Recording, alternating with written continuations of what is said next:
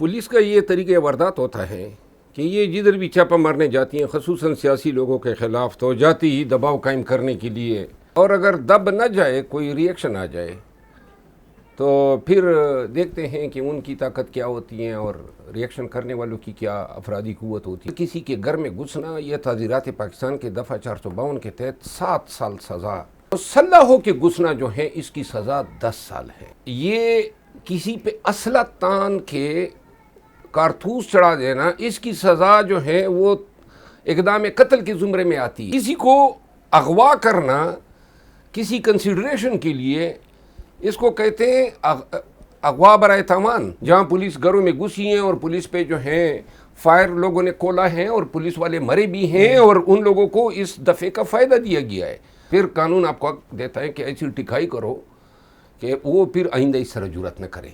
पाकिस्तानियों को ये इल्म नहीं है। अगर कोई जो है ख्वाहिश रखता है तो कानूनी कार्रवाई के लिए मैंने उनकी माफ़ी मांगने पे इनके खिलाफ कोई कार्रवाई नहीं। नवाब मोहम्मद अकबर ख़ान बुख्ती को बिला वजह शहीद किया गया। अस्सलाम वालेकुम नाज़रीन, आप देख रहे हैं कैपिटल स्पेशल। मैं हूं शाहज़ेब मलिक। नाज़रीन, सियासी सूरत हाल आपके सामने है। पीटीआई की बात करेंगे कि आइंदा आने वाली दिनों में पीटीआई की सियासत क्या होगी, क्या जलसे जुलूस पीटीआई से जो वो कर रहे हैं या करने जा रहे हैं, जिस तरह के उनके ऐलानात होते हैं उससे क्या नताइज जो उनसे वो सामने आएंगे, हुकूमत पर क्या असरअंदाज होंगे, और क्या जो कानूनी टीम है पीटीआई की, क्या वो बानी पीटीआई को निकालने में कामयाब होगी या नहीं। इसी हवाले से अहम जो शख्सियत हमारे साथ मौजूद हैं गुफ्तगू करने के लिए, हमारे साथ सीनियर रहनुमा हैं पीटीआई के शेर अफजल मरवत साहब, इनसे बात करेंगे। बहुत शुक्रिया मरवत साहब, आपको स्टूडियो में वेलकम कहते हैं। सर, बात स्टार्ट से ही कहूँगा, आपने एक वीडियो बड़ी वायरल है कौमी असम्बली की आपकी, 22 अगस्त को जहाँ आप रहे थे वहाँ पर पुलिस का छापा पड़ा है, तो वो वीडियोस में भी देखा कि वहाँ पर वो थप्पड़ों की बारिश की गई, जिस तरह आपने बताया भी कि आपके जो 7 लोग थे उन पर थप्पड़ मारे गए उनको। तो बाद में आपने कौमी असम्बली में ये चीज़ एक्सेप्ट भी कर ली है, तो आप नहीं समझते कि आपने एक पाले जुर्म जो उनसे वो कबूल कर लिया है? अगर इसको पाकिस्तानी अगर कानून को समझे ना, तो फिर अपने हकूक़ से भी आगाह हो। पुलिस का ये तरीक़े वारदात होता है कि ये जिधर भी छापा मारने जाती हैं, ख़ुसूसन सियासी लोगों के ख़िलाफ़, तो जाती ही दबाव कायम करने के लिए इस तरह लोगों पे हमलावर हो जाती है। तो अगर लोग दब जाए तो काम निकल जाता है, और अगर दब न जाए, कोई रिएक्शन आ जाए, तो फिर देखते हैं कि उनकी ताकत क्या होती है और रिएक्शन करने वालों की क्या अफरादी क़ुव्वत होती है। कानून जो है वो पुलिस को, रियासत को ये हक़ क़त्ई नहीं देता है बिला किसी जवाज़ वारंट के और बग़ैर किसी जर्म या इल्ज़ाम के किसी के घर में घुस जाए। ये अमल, किसी के घर में घुसना, यह ताज़ीरात पाकिस्तान के दफ़ा 452 के तहत 7 साल सज़ा हो सकती है ऐसे पुलिस वाले को। इसको लर्किंग हाउस ट्रेसपास कहते हैं। फिर मुसल्लह हो के घुसना जो है इसकी सज़ा 10 साल है, और ये किसी पे असला तान के कारतूस चढ़ा देना, इसकी सज़ा जो है वो इक़दाम कत्ल के ज़ुमरे में आती है। और ये कानून सबके लिए हैं, चाहे पुलिस हो, चाहे कोई भी अदारा हो या कोई आम शख्स हो। फिर किसी को अगवा करना किसी कंसिडरेशन के लिए, इसको कहते हैं अगवा बराए तावान, या अगवा करना खुद 365 के तहत काबिल दस्तअंदाज़ी पुलिस जुर्म है। और अगर किसी मकसद के लिए या किसी मकसद को पूरा करने के लिए किसी को अगवा किया जाए जिसमें मॉनिटरी कंसिडरेशन हो, तो ये दहशतगर्दी के ज़ुमरे में आता है, जिसकी सज़ाए मौत है।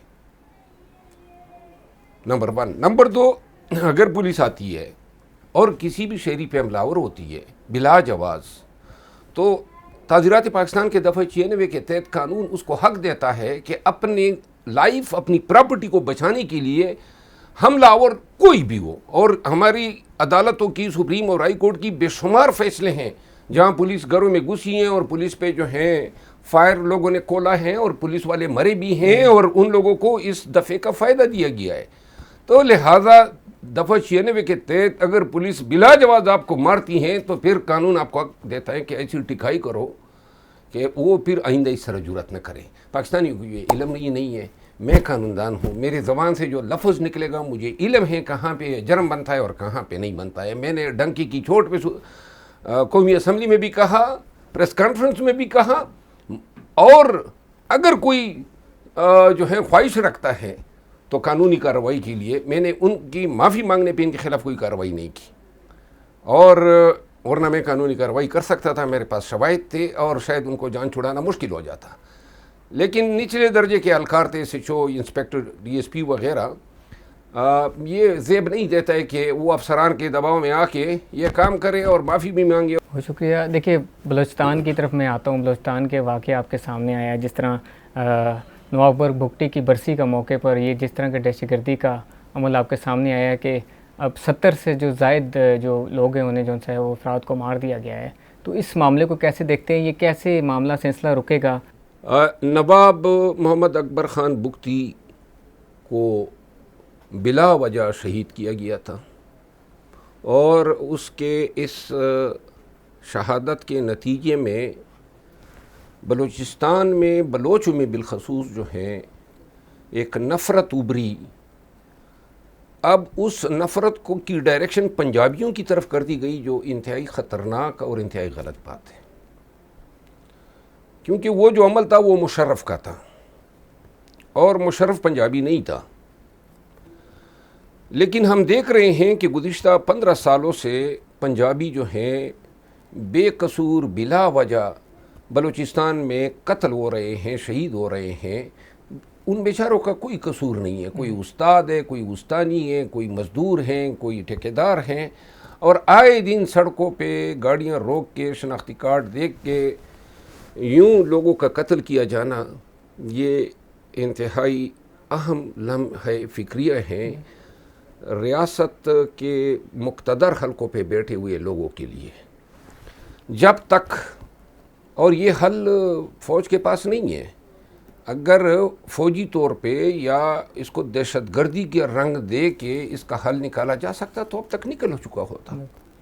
جب تک بلوچ رہنمایوں کے ساتھ اور بلوچوں کے ساتھ بیٹھ کے ان کی محرومیوں کا ازالہ نہ کیا جائے۔ مارنگ بلوچ نے لاکھوں بلوچوں کو اکٹھا کیا، یہاں اسلام آباد آئی، اس کے ساتھ ایسا رویہ روا رکھا گیا جیسے کوئی انڈیا سے کوئی دشمن آیا ہو۔ تو جب تک ہمارا رویہ اپنے مختلف کمیونٹیز، مختلف قومیتوں کے لوگوں کے ساتھ اس طرح تحقیر آمیز ہوگا تو یہ ریفلیکٹ ہوگا۔ میں سمجھتا ہوں کہ بلوچستان میں پنجابیوں کا قتل عام جو ہے یہ پاکستان کا قتل ہے، پاکستانیت کا قتل ہے، یہ ظلم ہے، یہ جبر ہے۔ بلوچوں کو سوچنا چاہیے، اس سے اچھا پیغام نہیں جا رہا ہے ان کے بارے میں، کیونکہ ہمارے آپ کے دشمن پنجابی نہیں ہیں۔ پنجابیوں نے 8 فروری کو پاکستان کے لیے ووٹ دیا۔ ہمارے دشمن وہ تمام قوتیں ہیں جو پاکستان میں ظلم و جبر کے بلبوتے پر اپنے مقاصد کے اصول کے لیے غیر قانونی ایک نظام کو دوام دیے ہوئے ہیں۔ تو لہٰذا کوشش یہ ہونی چاہیے کہ ہم اپنے توپوں کا رخ جو ہے وہ ان ڈائریکشن میں کریں، نہ کہ یہ ہم بلا وجہ پنجاب یا کسی بھی دوسرے قومیت سے وابستہ لوگوں کو ناحق قتل کریں۔ دوسری جانب بتائیے کہ کل آپ کی بانی پٹیا سے ملاقات ہوئی ہے، آپ نے بانی پٹیا سے یہ بات کی ہے کہ 2 جو افراد انہوں نے آپ خلاف بیان بازی کی ہے، تو اس پر بانی پی ٹی آئی کا ریئیکشن کیا تھا؟ اگر وہ دوبارہ بیان بازی کریں گے تو پھر آپ کا رد عمل کیا ہوگا؟ جی، میں نے خان صاحب کو بتایا، کیونکہ خان صاحب نے مجھے کہا تھا کہ اگر میرے خلاف کوئی میڈیا میں بیان دے گا تو ایک دفعہ ان کے نوٹس میں ضرور لاؤں گا۔ میں کل ان کے نوٹس میں لے آیا کہ ان 2 افراد نے کی ہے، جس پر خان صاحب نے انجوائے بھی کیا، کیونکہ میں نے ساتھ میں یہ بھی کہا کہ میں نے ان کے خلاف کوئی بیان نہیں دیا ہے کیونکہ آپ نے مجھے روکا ہوا ہے۔ تو خان اور موجود دوسرے دوستوں نے اس کو انجوائے کیا۔ اب اگر یہ حضرات دوبارہ میرے خلاف نام لے کے بیان دیتے ہیں، میں نے اپنا فرض ادا کر دیا ہے، اب دوسری دفعہ اگر کوئی میرا نام لے کے بیان دیں گے تو میں انشاءاللہ پہلے خان کو آگاہ کروں گا، پھر جواب ضرور دوں گا۔ اسی کے ساتھ ایڈ کروں گا، بہت سارے مین سٹریم میڈیا کے صحافی ہیں وہ بھی آپ کا نام لے کے بڑے ان کے آپ کے اوپر الزامات لگاتے ہیں، ان کے بارے میں آپ کیا کہیں گے؟ مین سٹریم میڈیا کے جو صحافی حضرات ہیں بڑے بڑے نام ہیں، نجم سیٹھی صاحب ہے، منصور علی خان ہیں، سلیم صافی صاحب ہیں، طلعت حسین صاحب ہیں، شہزاد اقبال صاحب ہیں، وہ میڈم شیخ صاحبہ ہیں جو جیو میں بیٹھی ہوتی ہیں. مجھے سمجھ نہیں آتی ہے کیونکہ کبھی ان لوگوں نے میرے موقف سنا ہی نہیں ہے، کبھی مجھے کسی الزام کے حوالے سے مجھ سے رابطہ ہی نہیں کیا ہے. یہ صحافت کا بنیادی اصول ہے کہ کسی کے خلاف لب کشائی کرنے سے پہلے اس کا موقف تو جانیے، نمبر 1. نمبر 2، جہاں تک یہ چند افراد تو ایک ہی چینل سے وابستہ ہے، اور یہ چینل جو ہے جیو چینل، یہ مسلسل اختراعات کر رہا ہے.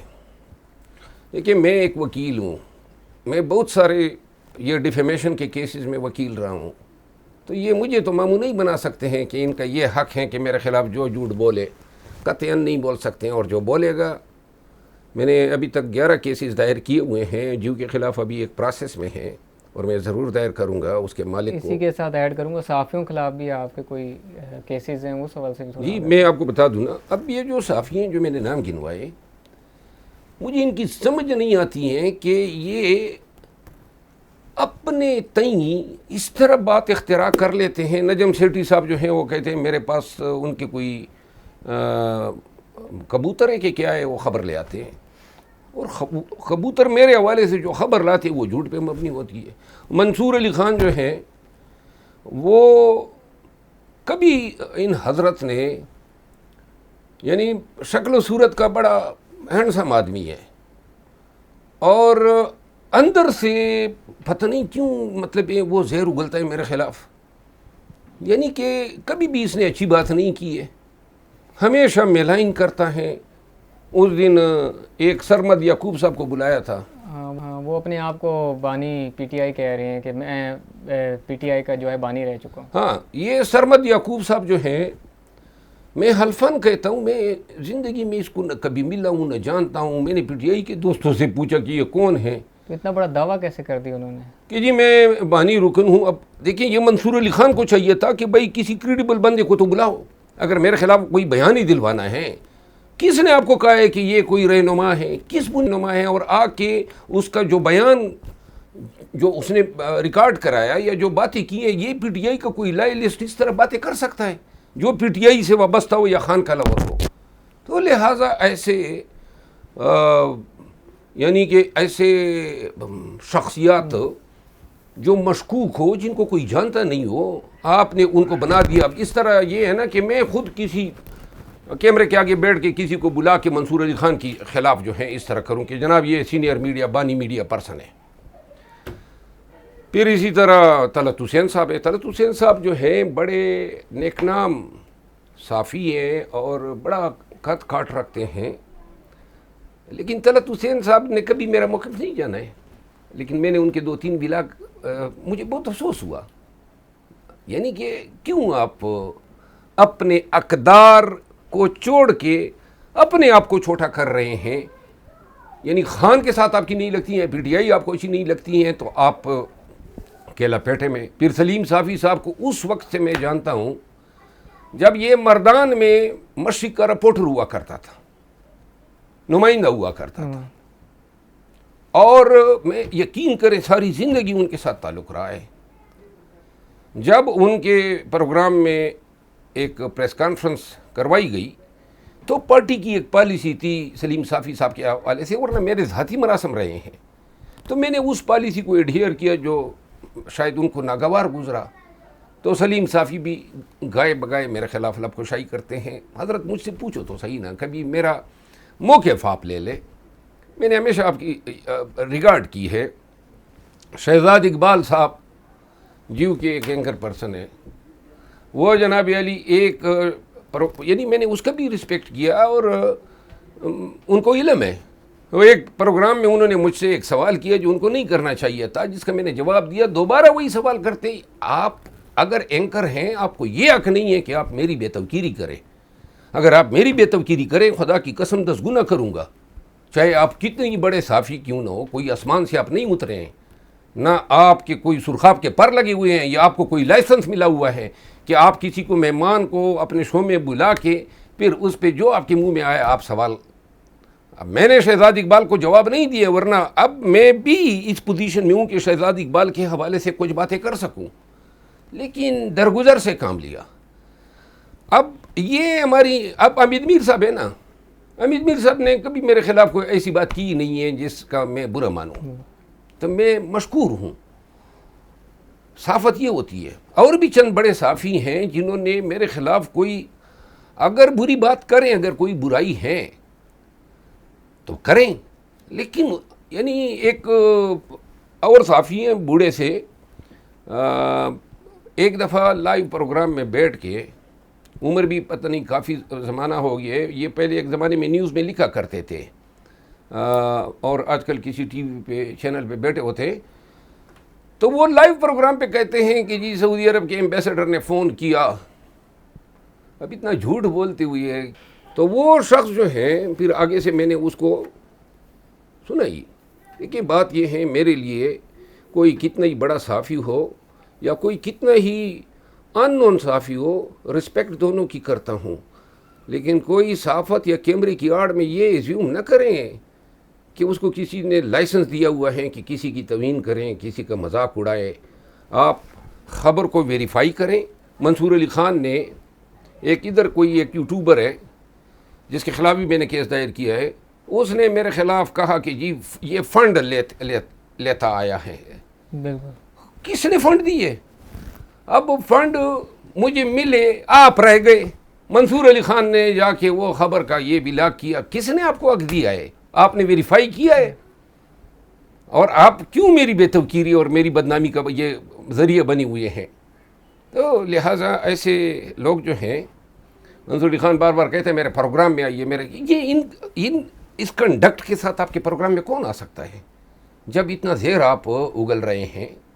یعنی اللہ جو ہے ان کو ہدایت کریں، لیکن ایک ایک کے ساتھ جو بھی میرے بنیادی انسانی حقوق اور میرے رائٹس جو ڈیفیمیشن لا کے تحت، تعزیر کے تحت مجھے حاصل ہیں، وہ وائلیٹ کرے گا، میں عدالت میں اس کو کھڑا کروں گا. مطلب جتنے بھی بیان بازی ہوئی ہے، جتنے بھی پروگرامز ہوئے ہیں، آپ کا موقف نہیں لیا گیا ان کے؟ کسی نے نہیں لیا ہے. اور جو بھی یہ بولیں جھوٹ بولیں، اور سچ تو بولو نا. کوئی سچ ہو، کوئی. اب اس دن یہ پولیس والا جو واقعہ تھا چھاپا، کتنا بڑا واقعہ تھا. خدا کی قسم اللہ تعالیٰ نے ہماری زندگی بچائی، کیونکہ اگر ایک فائر یہ کر دیتے تو نہ ہوتے. اور بدبخت چینل اپنے چینل پہ کہہ رہے ہیں کہ میں پولیس کو کہہ رہا ہوں مجھے گرفتار کرو. یہ ایسی صحافت پہ لعنت نہیں بھیجیں گے آپ؟ ایسے چینل پہ آپ لعنت نہیں بھیجیں گے؟ اتنے ظالم کیوں یہ ہو گئے ہیں؟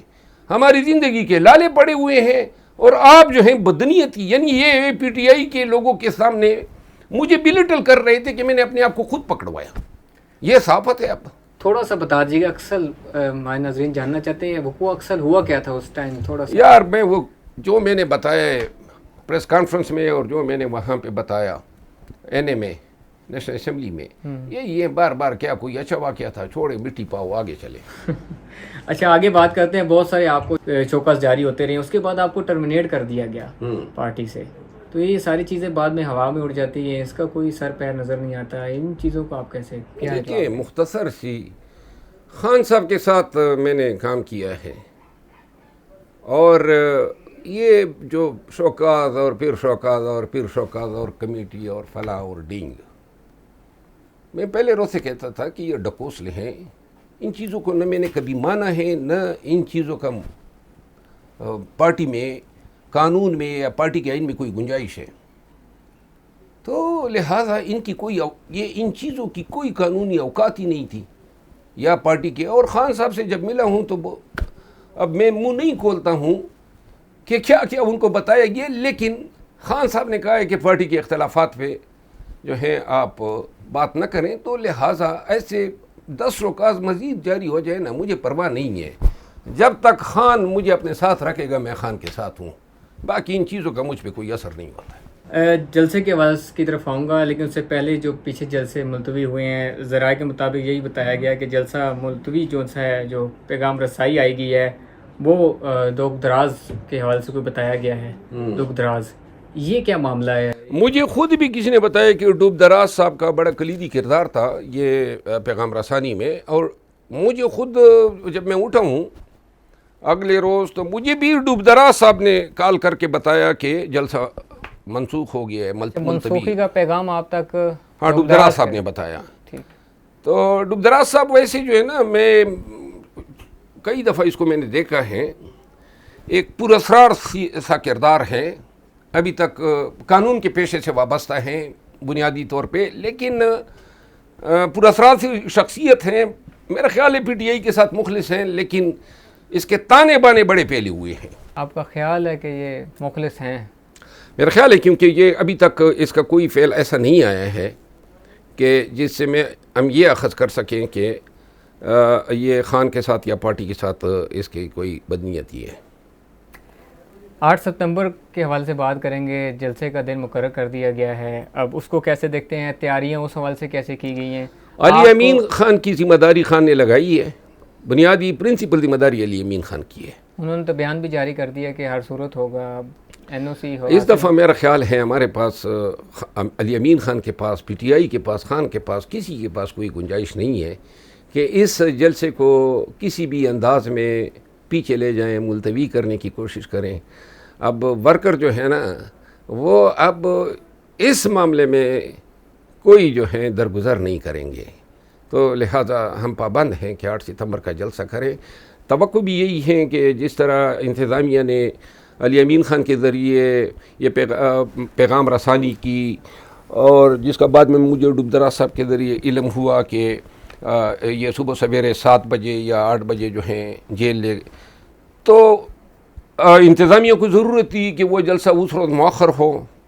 تو اگر خان نے بڑی کشادہ دلی کا مظاہرہ کیا ہے اور اپنے لاکھوں جو چھانے والے جو ان کے لیے آ رہے تھے ان کو دوبارہ واپس بھیجا ہے، تو اس کی قدر ہونی چاہیے، اور 8 ستمبر کے جلسے میں کوئی رکاوٹ نہیں ڈالنی چاہیے۔ آپ اپنے حلقے سے جلسے کو جوائن کریں گے یا اسلام آباد سے جوائن کریں گے؟ یہ مشاورت سے ہوگا، مجھے جس انداز میں فرائض سونپے جائیں گے میں اس کے بارے میں پھر میڈیا میں اظہار کروں گا۔ مطلب اوورآل ساری ذمہ داری علی امین گنڈا پور صاحب کی ہے، جو پورے جلسے کو دیکھیں گے سارا معاملہ؟ ہاں، اس جلسے کی ذمہ داری مکمل خان نے علی امین خان کو دی ہے۔ ٹھیک ہے، لیکن دیکھیں اس سے پہلے بھی جلسے ملتوی ہوئے ہیں، وہی کہانی دہرائی جاتی ہے، شیر آیا شیر آلے والی کہانی، لیکن اصل میں حقیقت کچھ اور ہوتی ہے۔ تو آپ نہیں سمجھتے کہ بار بار جلسے کو ملتوی کرنا ہے، اس سے جو آپ کے کارکنان ہیں ان کی دل آزاری ہوتی ہے؟ میرا خیال ہے اس جلسے کو کوئی ملتوی نہیں کر سکتے ہیں، بہت ساروں کی سیاست ختم ہو جائے گی، بہت کچھ جو ہے نقصان ہوگا۔ کوئی اب ہر حالت میں جو ہے اب اس جلسے کو ہونا ہے، ہمارے پاس کوئی گنجائش نہیں ہے۔ خدا نخواستہ یعنی کہ کوئی انتہائی بڑی انہونی نہ ہو، کوئی ایسی وجہ ہمیں نظر نہیں آ رہی ہے بدیو نظر میں کہ جلسہ جو ہے وہ ملتوی ہو جائے۔ علی امین گنڈا پور صاحب کی بات ہوئی ہے تو خیبر پختونخوا میں باغی کرپشن کے حوالے سے کافی چیزیں سرگرم ہیں، اس حوالے سے کیا کہیں گے؟ اور کابینہ میں وزراء بھی جو ہے وہ مستعفی ہوئے ہیں، تو آپ نہیں سمجھتے کہ جو کرپشن کے الزامات پر جو ہے تحقیقات ہونی چاہیے؟ تحقیقات تو میرے خیال میں پارٹی کی سطح پہ ہو رہی ہیں، الزامات یہ سیاست میں پھر پارٹیوں میں اگر اتنی بڑی پارٹی ہو تو یہ الزام تراشیاں ہوتی رہتی ہے۔ یہ وزراء کا مستعفی ہو جانا یہ بھی اس کافی اثر انداز، یہ بھی پارٹ آف پالیٹکس ہے۔ اگر اور میں نہیں سمجھتا ہوں کہ اگر کوئی میری کسی کے ساتھ پی ٹی آئی میں نہیں لگتی ہے اور میں اس پہ الزام تراشی کروں مجھ اور کوئی ایک مستعفی ہو جائے، تو اس سے جو ہے صحیح معنوں میں یہ اخذ کیا جائے گا کہ کرپشن ہو رہی ہے۔ انفرادی لائکنگ ڈس لائکنگ ہوتی ہے، بہرحال یہ بھی نہیں ہونی چاہیے، خصوصاً گروپ کی شکل میں اگر کوئی ایک اس طرح گروپ بن جائے، ورسز گروپ ہو جائے یا ورسز پارٹی ہو جائے، یہ چیزیں پارٹی کے لیے اچھی نہیں ہیں۔ اور میرا خیال ہے ابھی خان صاحب نے اس کا سیریس نوٹس لیا ہوا ہے، اور ہمیں امید ہے کہ یہ افہام و تفہیم سے حل ہوگی۔ مروز صاحب، پارٹی کے اندر اختلافات کی باتیں بھی ہوتی رہتی ہیں، آپ نہیں سمجھتے یہ اس چیز کو واضح کر دیں؟ کیونکہ آپ اس سے پہلے بھی نہ جب مستعفی ہوئے یا آپ کو نکالا گیا پارٹی سے تو یہ باتیں آپ نے بھی کی، پارٹی کے اندرونی جو اختلافات ہیں، لیکن دوسری جانب آپ نے سمجھتے ہیں جو بانی پی ٹی آئی کی رہائی کی اصل رکاوٹ کیا ہے, انہیں کیوں رہائی جو ان سی ہے؟ دیکھیں یہ ایک بات آپ کو میں بتا دوں اور ورکرز کو بھی بتا دوں, یہ نکالا جانا شوکاز, یہ فلاں, یہ ڈنگ, یہ چیزیں نہیں ہونی چاہیے. ہمارا فوکس خان کی رہائی ہونی چاہیے. میں خود 5 ماہ سے تو انہی چیزوں پہ فائٹ کر رہا ہوں, اپنی پوزیشن ایکسپلین کر رہا ہوں. کوئی مجھے نہیں نکال سکتا ہے, میں بار بار کہہ چکا ہوں.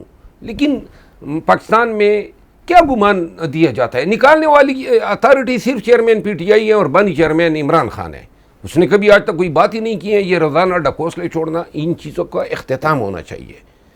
اور دوسری بات یہ ہے کہ پارٹی کا واحد فوکس جو ہے وہ خان کی ریلیز اور مینڈیٹ کی ریکوری اور قانون کی سپریمیسی ہونی چاہیے. ہمیں ان پہ بات کرنی چاہیے. 5 ماہ جو ہیں بجائے اس کے کہ مجھ پہ کوئی وقت ضائع کرے, میرے خلاف بولے, ٹاک شو میں میرے خلاف بولے, یا میں ان کو جواب دوں, یہ وقت جو ہے آپ مخالفین پہ صرف کریں نا. الیکشن کمیشن کو جواب دیں, سپریم کورٹ کو جواب دیں, نون کو جواب دیں, مخالفین کو جواب دیں. آپ میرے خلاف بولنے سے کون سی پارٹی کا کاج سرو ہوتا ہے؟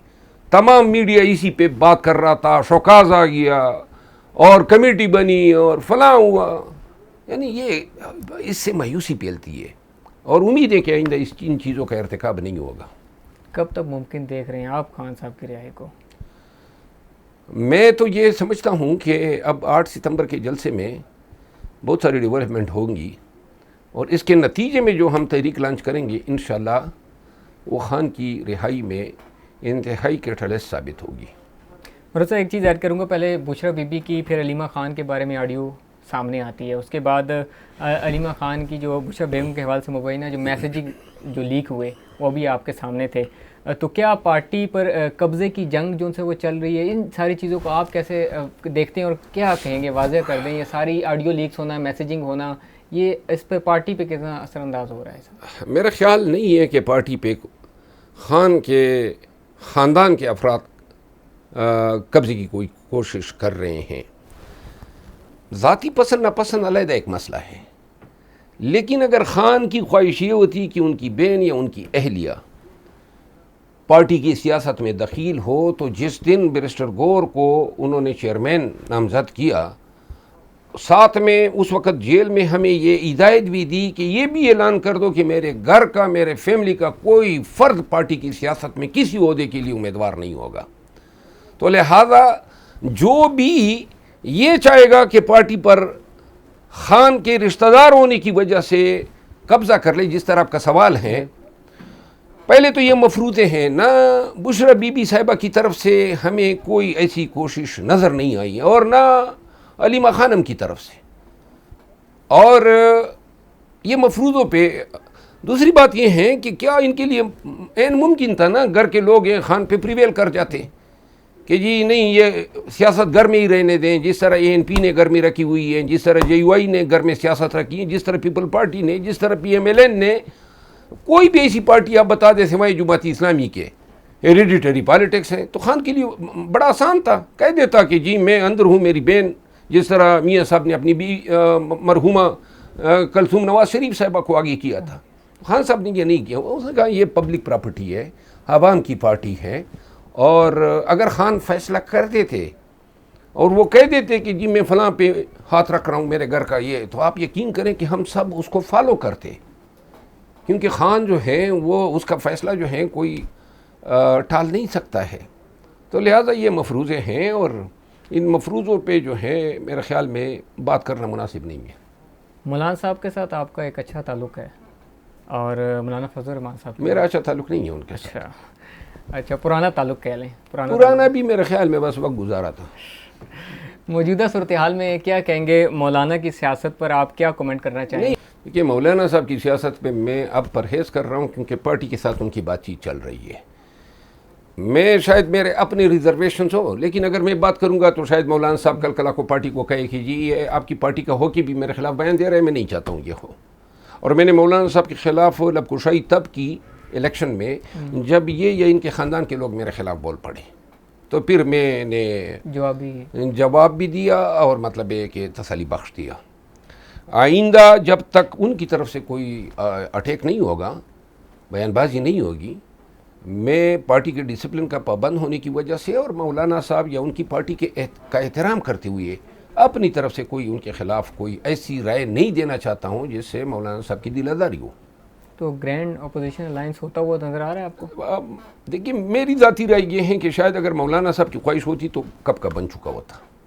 اگر بن جاتا ہے تو حکومت پہ اثر انداز ہو سکتا ہے؟ میرا خیال نہیں ہے کہ ہمیں احتجاج کے لیے جلسوں کے لیے ادھر ادھر دیکھنا چاہیے. خان کا نام اور پی ٹی آئی خود ہی کافی ہیں پاکستان کے تمام عوام کو نکالنے کے لیے.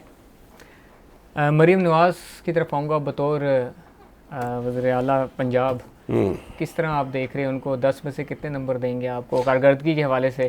اور دوسرا ان کے جو پنجاب حکومت نے کچے کے جو ڈاکوؤں کے خلاف مؤثر آپریشن کے حوالے سے وہ کیوں اس طرح اقدامات نہیں کر رہی ہے، مؤثر آپریشن کیوں نہیں کر رہی ہے؟ دیکھیے مریم نواز صاحبہ کو ایک بات سوچنی چاہیے، یہ وقت ہمیشہ ایک جیسا نہیں رہتا ہے.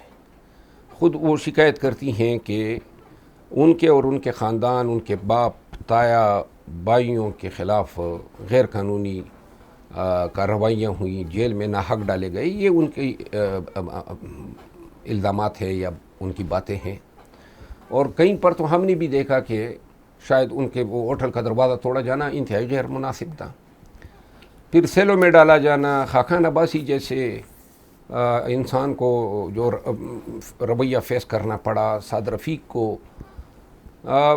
یا برانا ثناء اللہ کو جو ناحق ایک کیس میں یہ کیا گیا. میں وکیل ہوں اور میں شاید اگر کوئی اس زمانے میں کوئی میرا رول ہوتا تو ان چیزوں کو کے حوالے سے ایک اپنا کردار ادا کرتا. ان کے خلاف جو کارروائی ہوئی ہے شاید وہ سمجھتے ہیں کہ یہ کارروائیاں بھی فیض کی یا ان کی ٹیم کی تھی. لیکن جہاں بھی جس دور میں بھی بنیادی انسانی حقوق پامال ہو، قانون پامال ہو، تو میرا خیال ہے کہ کوئی کسی بھی ڈیموکریٹ کو قانون کی سربلندی کے لیے جدوجہد کرنے والے کو، کسی بھی شخص کو جو ووٹ کو عزت دو کا نعرہ لگاتے ہو، وہ یہ برداشت نہیں کر سکتا ہے کہ قطع نظر اس کے کہ کس کا کس مسلک سے تعلق ہے، کس پارٹی سے تعلق ہے، ہر شخص کا یہ بنیادی حق ہے کہ he should be treated in accordance with law. قانون اور آئین کے مطابق اس کے ساتھ سلوک ہو، قطع نظر اس کے کہ اس کا جینڈر کیا ہے، اس کا مسلک کیا ہے، اس کی قومیت کیا ہے، اس کی پارٹی کیا ہے. اور یہ آرٹیکل 4 کہتا ہے، اور آرٹیکل 25 جو ہیں وہ انڈسکریمنیشن کی بات کرتا ہے. تو مریم بی بی جو ہیں اس کو یہ سوچنا چاہیے کہ سورج ہمیشہ اسی طرح نہیں چمکتا رہے گا. ایک وقت ایسا بھی آئے گا کہ شاید یہ ملزم کے کٹہرے میں کھڑی ہو، تو اس وقت اگر یہ انصاف کی دہائی دے گی یا اس کی پارٹی دہائی دے گی تو پاکستانی کہیں گے کہ آپ کو یہ زیب نہیں دیتا ہے کہ انصاف مانگے، کیونکہ آپ نے اپنے دور میں انصاف نہیں کیا. آج جو پنجاب میں ہو رہا ہے، یعنی کہ بنیادی اب باوجود اس کے کہ یہ فارم 47 کی وزیر اعلیٰ ہیں، لیکن کسی نے اس کو روکا تو نہیں ہے کہ یہ قانون کی سربلندی کے لیے کام کرے، ان بنیادی انسانی حقوق کی باتیں کریں، قانون کی پامال کرنے والوں کے خلاف کارروائی کرے. اور یہ 3-4 افعال ایسے کر دے اور دکھا دیں تو آپ یقین کریں کہ اس کا گراف اوپر اٹھنا شروع ہو جائے گا. کیوں نہیں کرتے ہیں؟ کیا چیز ان کو مانے کرتی ہے؟ تو لہٰذا مریم بی بی کی جو پرفارمنس ہے ابھی تک تو میں 0 مارکس دوں گا. کوئی مطلب ہے جو قانون سے بالاتر ہو کے اور بنیادی حقوق کو انتہائی حقیر سمجھے، سیاسی حقوق کو پامال کرے، لوگوں کو جو ہیں گلوں سے اور گھروں سے گھسیٹ کر لے جائے، اور جہاں پہ سیاسی آزادی نہ ہو، احتجاج کی آزادی نہ ہو، یہ کیا حکمرانی ہے؟ لاسٹلی آؤں گا، آپ کی پارٹی میں سینٹ الیکشن کی آواز اٹھا رہا ہے، کوئی کسی چیز کی آواز اٹھا رہا ہے، آپ کی کوئی دلچسپی ان چیزوں میں نظر نہیں آتی ہے؟ میری تو دلچسپی صرف ایک ہے، اور وہ ہے احتجاج. اور خان صاحب جو ہیں اس کی آزادی کے لیے، قانون کی سربلندی کے لیے، بنیادی حقوق کی بحالی کے لیے، آزاد عدلیہ کے لیے، بحیثیت ایک سیاسی کارکن، بحیثیت ایک ڈیموکریٹ، بحیثیت ایک وکیل کے، میں سمجھتا ہوں کہ ابھی تک ہم نے وہ کردار ادا نہیں کیا جو اس ملک کے لیے اور پاکستانی کے لیے میں ادا کرنا چاہیے. کوئی ڈر، کسی پرچے کا ڈر، کسی ظالم کا ڈر ہمیں اپنے اس موقف سے 1 انچ بھی نہیں ہٹا سکتا ہے۔ جس دن فیصلہ ہو گیا، آپ کے پروگرام کے توسط سے یہ علی اعلان کہہ رہا ہوں، چاہے ہزاروں رسک ہو، چاہے ہزاروں خطرات ہو، چاہے کتنی باری قیمت دینی پڑے، لیکن پاکستان دیکھے گا کہ ہم عوام کو احتجاج پہ راضی کر کے روڈ لائیں گے، اور اس طرح لائیں گے کہ پورا پاکستان ہمارے ساتھ نکلے گا۔ یہ وہ دن ہوگا جب ہم خوف کو اور ڈر کو صحیح معنوں میں شکست دیں گے، اور یہ وہ دن ہوگا جب پاکستان میں بنیادی انسانی حقوق کی آزادی کا سورج طلوع ہوگا، اور انشاءاللہ یہ کر کے دکھائیں گے۔